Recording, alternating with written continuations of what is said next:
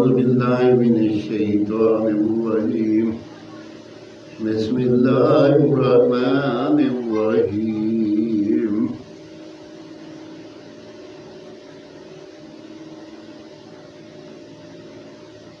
وما قدر الله حق قدره إذ قالوا ما نزل الله على بشر من شيء قل من نزل الكتاب الذي جاء به موسى نورا وهدى للناس تجعلونه كرطيسا تبدونها وتخفون كثيرا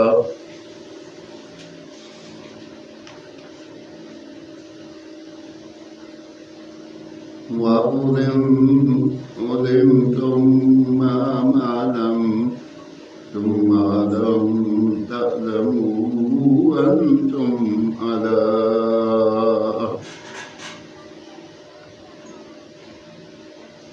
أنتم ولا آباؤكم قل الله ثم ذرهم في خوضهم يلعبون. وهذا كتاب أنزلناه مبارك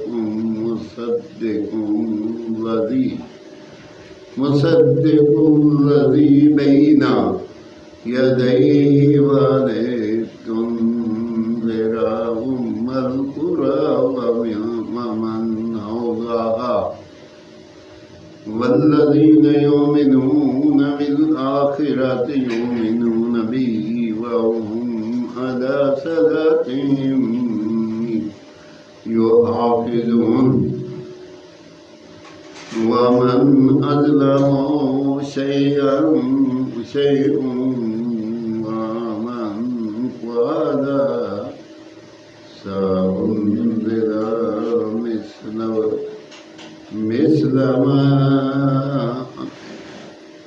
أنزل الله ولو ترى إذ الظالمون في غمرات الموت والملائكة باسطوا أيديهم أخرجوا أنفسكم اليوم تجزون عذاب الهون بما كنتم تقولون على الله غير الحق وكنتم عن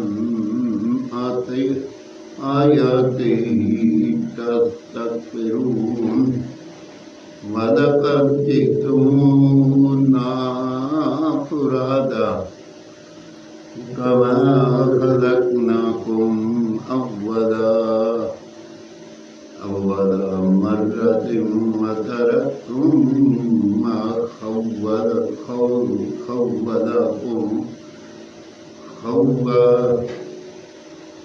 خولناكم وراء ظهوركم وما نرى معكم شفاءكم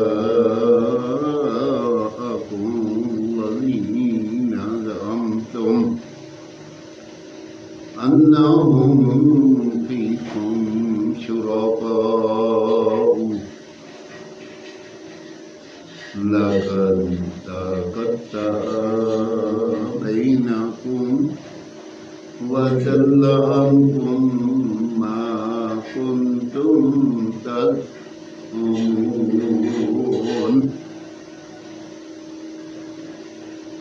ساتواں پارہ 16 سے 17 رکوع تک کی تلاوت میں نے پڑھی۔